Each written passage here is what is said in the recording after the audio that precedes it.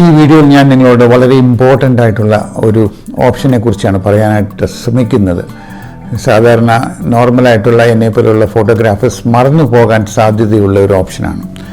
Moving ആയിട്ടുള്ള ഒരു ബേർഡിനെയോ അല്ലെങ്കിൽ ഒരു ആനിമലിനെയോ ചിത്രീകരിക്കുന്ന സമയത്ത്, അല്ലെങ്കിൽ ബാസ്കറ്റ് ബോൾ ഗെയിമിൽ ഒരു പ്ലെയറിനെ മാത്രം ഫോക്കസ് ചെയ്ത് വീഡിയോ എടുത്തുകൊണ്ടിരിക്കുന്ന സമയത്ത് നമ്മൾ സാധാരണ ഓട്ടോ ഫോക്കസിൽ AI സെർവോ ഉപയോഗിക്കും.